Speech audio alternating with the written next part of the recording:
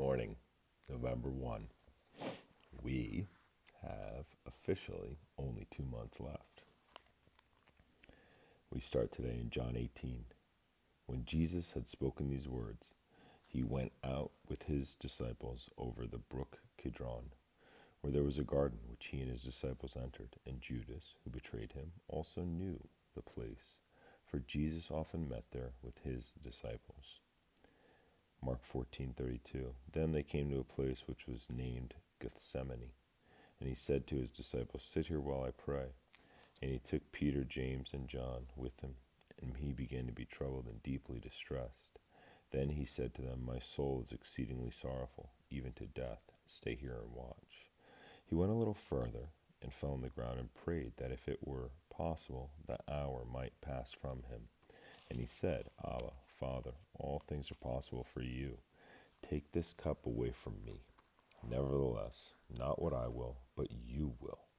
Then he came and found them sleeping, and said to Peter, "Simon, are you sleeping? Could you not watch 1 hour?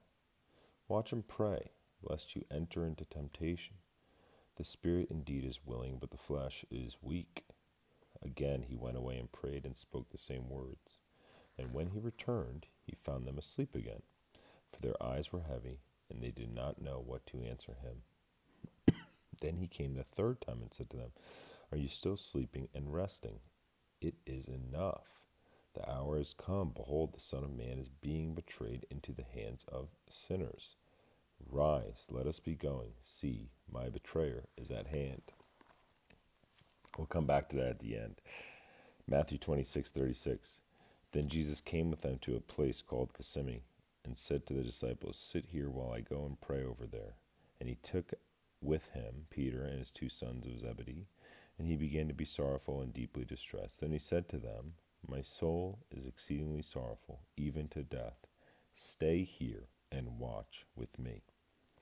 He went a little farther and fell on his face and prayed, saying, "Oh, my Father, if it is possible, let this cup pass from me.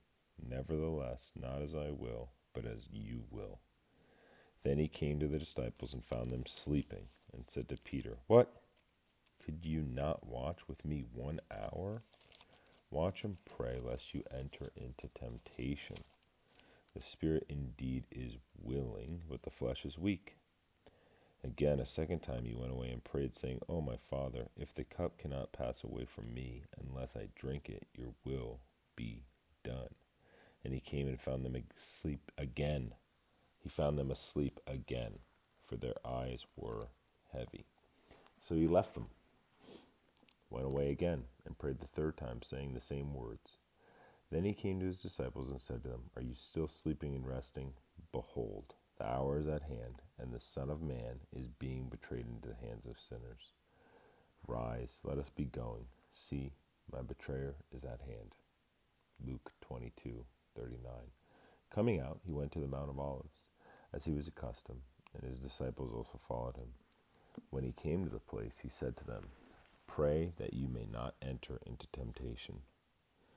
And he was withdrawn from them about a stone's throw, and he knelt down and prayed, saying, "Father, if it is your will, take this cup away from me. Nevertheless, not my will, but yours be done." Then an angel appeared to him from heaven, strengthening him. And being in agony, he prayed more earnestly. Then his sweat became like great drops of blood falling down to the ground. When he rose up from prayer and had come to his disciples, he found them sleeping from sorrow. Then he said to them, "Why do you sleep? Rise and pray, lest you enter into temptation." Mark 14:43. And immediately, while he was still speaking, Judas, one of the 12, with a great multitude with swords and clubs, came from the chief priests and the scribes and the elders. Now his betrayer had given them a signal, saying, "Whomever I kiss, he is the one. Seize him and lead him away safely." As soon as he had come, immediately he went up to him and said to him, "Rabbi, Rabbi," and kissed him. Then they laid their hands on him and took him. And one of those who stood by drew his sword and struck the servant of the high priest and cut off his ear. But Jesus answered and said to them, Have you come out as against a robber with swords and clubs to take me? I was daily with you in the temple teaching, and you did not seize me, but the scriptures must be fulfilled." Then they all forsook him and fled. Now a certain young man followed him, having a linen cloth thrown around his naked body. And the young men laid hold of him, and he left the linen cloth and fled from them naked. Matthew 26:47. And while he was still speaking, behold, Judas, one of the 12, with a great multitude with swords and clubs, came from the chief priests and elders of the people. Now his betrayer had given them a sign, saying, "Whomever I kiss, he is the one, seize him." Immediately he went up to Jesus and said, "Greetings, Rabbi," and kissed him. But Jesus said to him, "Friend, why have you come?" Then they came and laid hands on Jesus and took him. And suddenly one of those who were with Jesus stretched out his hand and drew his sword, struck the servant of the high priest, and cut off his ear. But Jesus said to him, "Put your sword in its place, for all who take the sword will perish by the sword. Or do you think that I cannot now pray to my Father, and he will provide me with more than 12 legions of angels? How then could the scriptures be fulfilled, that it must happen thus?" In that hour Jesus said to the multitudes, "Have you come out as against a robber with swords and clubs to take me? I sat daily with you, teaching in the temple, and you did not seize me. But all this was done that the scriptures of the prophets might be fulfilled." Then all the disciples forsook him and fled. Luke 22:47. And while he was still speaking, behold, a multitude, and he who called Judas, one of the 12, went before them and drew near to Jesus to kiss him. But Jesus said to him, "Judas, are you betraying the Son of Man with a kiss?" When those around him saw what was going to happen, they said to him, "Lord, shall we strike with the sword?" And one of them struck the servant of the high priest and cut off his right ear. But Jesus answered and said, "Permit even this." And he touched his ear and healed him. Then Jesus said to the chief priests, captains of the temple, and elders who had come to him, "Have you come out as against a robber with swords and clubs? When I was with you daily in the temple, you did not try to seize me, but this is your hour and the power of darkness." John 18:3. Then Judas, having received a detachment of troops and officers from the chief priests and Pharisees, came there with lanterns, torches, and weapons. Jesus, therefore, knowing all things that would come upon him, went forward and said to them, "Whom are you seeking?" They answered him, "Jesus of Nazareth." Jesus said to them, "I am he." And Judas, who betrayed him, also stood with them. Now when he said to them, "I am he," they drew back and fell to the ground. Then he asked them again, "Whom are you seeking?" And they said, "Jesus of Nazareth." Jesus answered, "I have told you that I am he.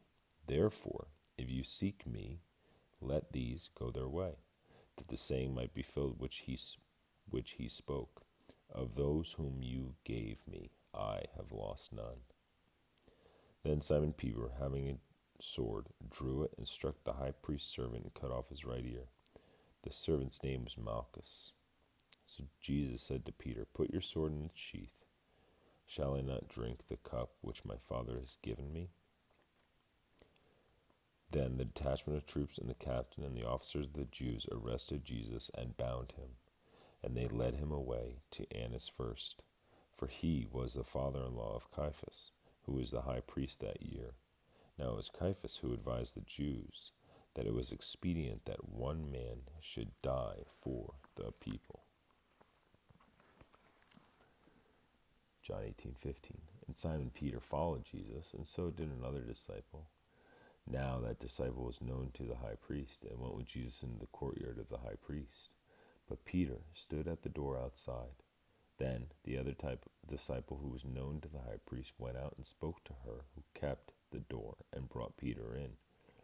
Then the servant girl who kept the door said to Peter, "You are not also one of this man's disciples, are you?" He said, "I am not." Now the servants and officers who had made a fire of coals stood there, for it was cold, and they warmed themselves. And Peter stood with them and warmed himself. The high priest then asked Jesus about his disciples and his doctrine. Jesus answered him, I spoke openly to the world. I always taught in synagogues and in the temple, where the Jews always meet. And in secret I have said nothing. Why do you ask me? Ask those who have heard me what I said to them. Indeed, they know what I said. And when he had said these things, one of the officers who stood by struck Jesus with the palm of his hand, saying, Do you answer the high priest like that? Jesus answered him, If I have spoken evil, bear witness of the evil. But if well, why do you strike me? Then Annas sent him bound to Caiaphas, the high priest. Ah, thank you, Jesus, right? Whew. The one thing that is always interesting, right, is in Mark 14, Matthew 26, and Luke 22, when they're in the Mount of Olives and they all fall asleep, and Jesus walks away and comes back and then walks away again and comes back and they're sleeping again. You can't help but ask yourself, like I was talking about yesterday, were they in full belief? Were they in full belief? Or did they get so accustomed and they were so spoiled that they couldn't stay awake? Because if the Son of Man, Jesus, is right in front of you, you just pass out. Question of the day. Love ya.